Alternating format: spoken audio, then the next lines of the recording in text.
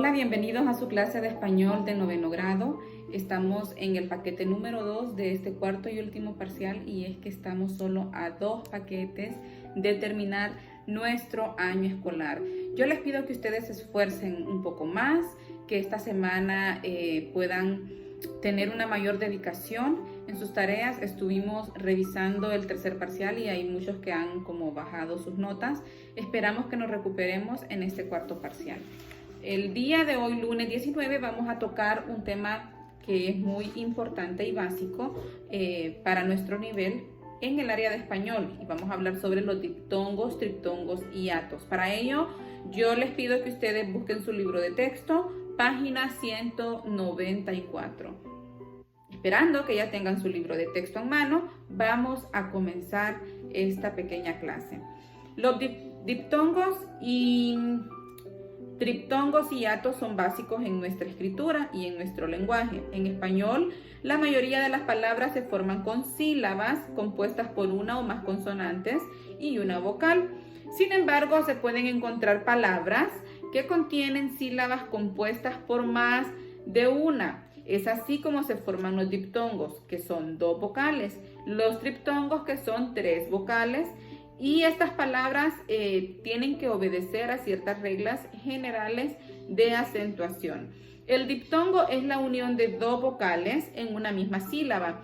Estas vocales pueden ser tanto vocales cerradas como vocales o la unión de una vocal cerrada o abierta. Para ello vamos a recordar cuáles son las vocales abiertas. Las vocales abiertas son A, E, O. ¿Cuáles son las vocales cerradas? I, U. Se denominan abiertas o cerradas por la forma en que usted mueve su boca al momento de la pronunciación. A, E, O. Usted abre su boca, entonces por eso son vocales abiertas. Vocales cerradas porque usted las puede pronunciar con la boca entrecerrada. La I y la U. Estas son las vocales cerradas. Diciendo esto, entonces vamos a poder comprender mejor las reglas de acentuación. Decíamos que diptongos son la unión de 2 vocales. Estas vocales pueden ser 2 vocales cerradas, la I y la U, o viceversa, U, I, y una vocal abierta y cerrada. Estos son los tipos o el diptongo en sí, pero dentro del diptongo, dentro de la unión de estas 2 vocales, ya sea 2 cerradas o una mixta entre cerrada y abierta, tienen su clasificación y son 3. Los diptongos crecientes. ¿Por qué creciente? Porque va unida una vocal cerrada más una vocal abierta. Entonces, por eso dice creciente, va de menos a más. Estos diptongos tienen la combinación de la I, A, la I una vocal cerrada, la A una vocal abierta, I, E, I, O, U, A, U, E, U, O. Un ejemplo para este tipo de vocal, para este tipo de diptongo creciente, sería la palabra cueva. Vemos que está la U y la A. Recuerden, creciente, que vocal cerrada más una abierta. Ahora vamos a ver los diptongos decrecientes. Pues es lo opuesto, una vocal, la combinación de una vocal abierta más una vocal cerrada. ¿Cuáles son las vocales abiertas? Pues ahí tenemos las combinaciones en el libro y es AI, AU, EI, EU, OI, OU. Vocal abierta más una cerrada, diptongo decreciente. Diptongo creciente, vocal cerrada más una abierta. Ejemplo para un diptongo decreciente sería paisaje. Ahí, paisaje. Ahora, ¿cuáles son los diptongos homogéneos? Son los que se forman con 2 vocales cerradas, en las que ninguna de estas 2 vocales cerradas lleva acento ortográfico. Esto se llama diptongo homogéneo. Y tenemos la combinación de IU, UI, nada más. Recordemos que solo existen 2 vocales cerradas, la U la I y la U. Entonces la combinación de UI y U lo hace un diptongo homogéneo y no llevan acento ortográfico. Tengamos eso presente. Ejemplo, ciudad. Ahí está la IU. Ejemplo para UI, cuidado. Entonces, ese sería un diptongo homogéneo. Y estos son los 3 tipos de diptongo que hay, o la clasificación del diptongo. Ahora vamos a ver el triptongo, que son 3 vocales. Pues ya aquí están unidas en una misma sílaba. Se forma mediante una vocal abierta que ocupa el lugar central en medio de 2 vocales cerradas, las cuales son átonos. Las vocales cerradas son átonos, que es la I y la U. ¿Qué quiere decir esto? No llevarán tilde, pero sí va a llevar tilde la vocal abierta que está en medio de ellas. Vamos a ver algunos ejemplos de triptongos. Tenemos la combinación de I, A, I. La A entre 2 I. Recuerden que la I es una vocal cerrada y la A es una vocal abierta. Así es la regla del triptongo. Tenemos la E en medio de I, o sea, I, E, I. La U, A, I, que aquí sí ya vemos las 2 vocales cerradas que hay, la U y la I. Y en medio una A. La U, I siempre con una E al centro. Y la O entre Is, o sea, I, O, I. Estos son los o las combinaciones que hay de triptongos. Recordemos la regla: va acentuada la letra abierta que va en medio, pero las vocales que están cerradas, que van a los lados de la abierta, jamás van a llevar tilde. Algunos ejemplos en I, A, I, estudiáis. I, E, I, estudiéis. U, A, I, actuáis. U, E, I, también adecuéis. I, O, I, bioinformática. Ahí no lleva tilde. Cuando dentro del triptongo una palabra termina con la letra Y, no va a llevar tilde la vocal abierta jamás. Por ejemplo, Paraguay, Uruguay. Es la única excepción a la tilde del triptongo. Cuando la palabra o cuando después del triptongo sigue una letra Y, no se va a tildar. Nunca, nunca, nunca. Es la excepción. En cambio, todas las demás sí llevan la tilde. El hiato, pues el hiato es lo opuesto al diptongo. Es la secuencia de 2 vocales o más correspondientes a distintas sílabas. ¿Por qué distintas sílabas? ¿Qué era el diptongo? Era la unión de 2 vocales, 2 cerradas o una cerrada más abierta o viceversa. Pero el hiato está compuesto por 2 vocales abiertas.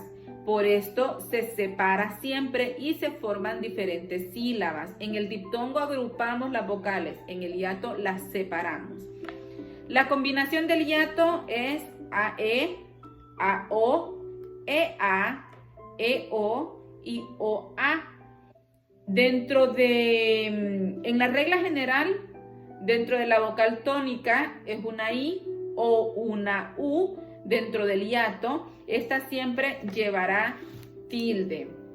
Aquí tenemos ejemplos con las vocales abiertas que forman el hiato, como Ismael, aeronave, cacao, caoba, aldea, teatro, mareo, feo, Joaquín y boa. Aquí vemos que son vocales abiertas. Cuando son vocales abiertas no es diptongo, es hiato y se separan en las sílabas. No van a ir juntas como cuando separamos en sílabas el diptongo, que las vocales siempre van a ir juntas, en el hiato no. Esa es la diferencia. Espero que ustedes hayan comprendido un poco más. Si tienen alguna duda, háganmelo saber, por favor. El siguiente tema de esta semana para el día miércoles es la fábula. La fábula es una composición literaria cuyo propósito es transmitir una enseñanza moral. Esto es, la fábula? Se remonta de tiempos antiguos. De hecho, para cuando se escribió la Biblia, por ejemplo, el apóstol Pedro decía de que Jesús no era ninguna fábula, que él había estado de cerca con su maestro en una de las epístolas. Entonces, allí a ese tiempo la fábula ya era conocida. Tiene un carácter alegórico y puede ser escrito en prosa o en verso. Se caracteriza porque siempre los personajes son irracionales, es decir, que son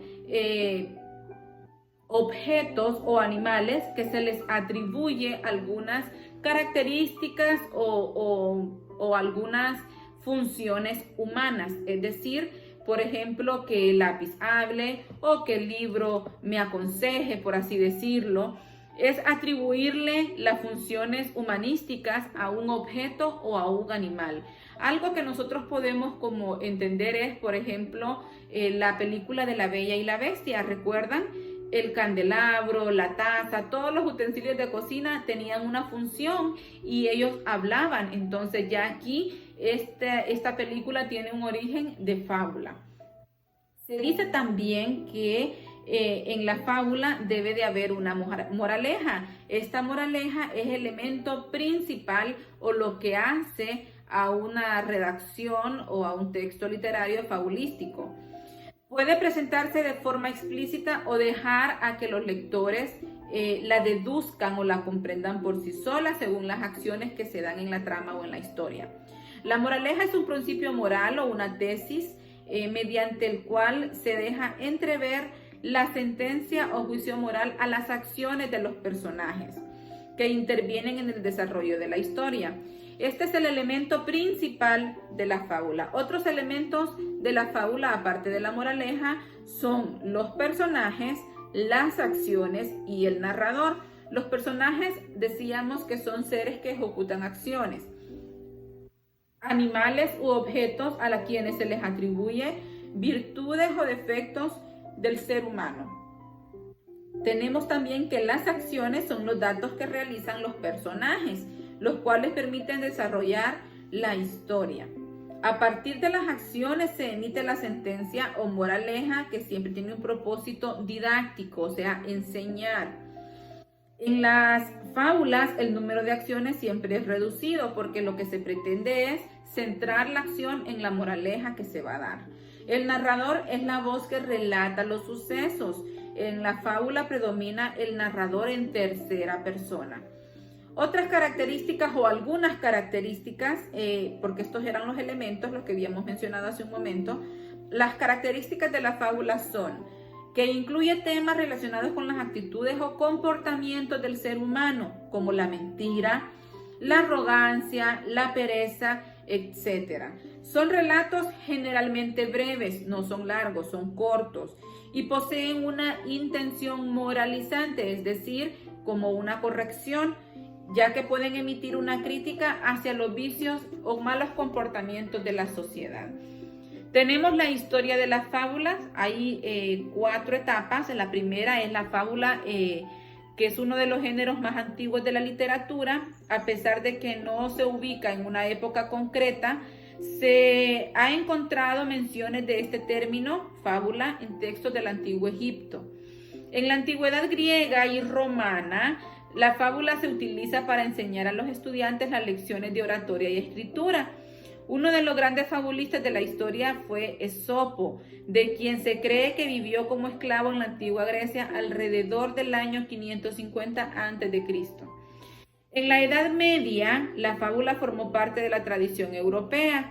Durante el siglo XVII, el fabulista francés Jean de Fontaine siguió con el modelo de Esopo y después se centró en satirizar aspectos y costumbres de su sociedad como la burguesía y la iglesia y estas como malas praxis de la iglesia o defectos de la sociedad se fabulizaban y por medio de la fábula emitían ellos su juicio y su crítica y la necesidad de corrección de estas malas costumbres, por así decir.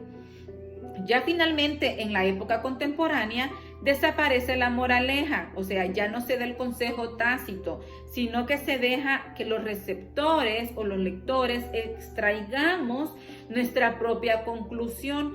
Esto a raíz de los hechos que conllevaron la fábula, es decir, de la historia en que se da, nosotros podemos deducir por sí mismos la moraleja o conclusión. En esta época las fábulas se centran en demostrar las debilidades del ser humano, específicamente de carácter. Uno de los más representativos fue Augusto Monterroso, quien nació ya en nuestro país, quien nació en Tegucigalpa y se radicó en Guatemala, donde adoptó la nacionalidad guatemalteca. Tenemos una tarea para poder aplicar nuestros conocimientos sobre la fábula. Vamos a escribir una fábula corta y vamos a ver algunos aspectos relacionados a este tema, más que todo teóricos. Ese es el ejercicio para el día miércoles. Para el día viernes nos saltamos el jueves porque recordemos que solo tenemos clase 3 días a la semana, pero aún así el jueves era un día feriado, algo que a ustedes no les afecta ni beneficia porque como no llevaban clase, celebrando la devolución de Islas de la Bahía, esperando de que ustedes envíen su tarea el día o ya me enviaron su tarea el día jueves para la actividad que vamos a tener con los demás alumnos de grados inferiores, que es ver el video que ustedes elaboraron con el tema de la devolución de Islas de la Bahía.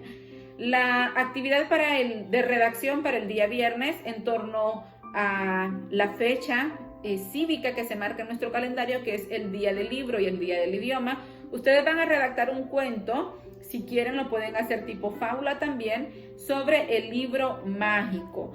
¿Cómo sería una fábula? Pues que el libro tuviese atribuciones humanas: hablar, aconsejar o sentir. O si lo pueden cambiar a cuento, igual, no hay ningún problema. Esa es la actividad para el día viernes, el cuento del libro mágico, y siempre su video de exposición sobre el tema de los diptongos, triptongos y hiatos. Espero que ustedes hayan comprendido bien este tema. Si tienen alguna duda, como les dije, les reitero, pueden comunicarse conmigo. Me gustaría ver ejemplos con palabras escritas en algunos pedacitos de papel o algo para que ustedes ejemplifiquen cuál es hiato, qué lo hace diferente del diptongo y por qué es un triptongo. Esto sería todo por esta semana. Me despido de ustedes. Espero que trabajemos con mucho entusiasmo y con mucha dedicación. Hasta la próxima y les envío un abrazo.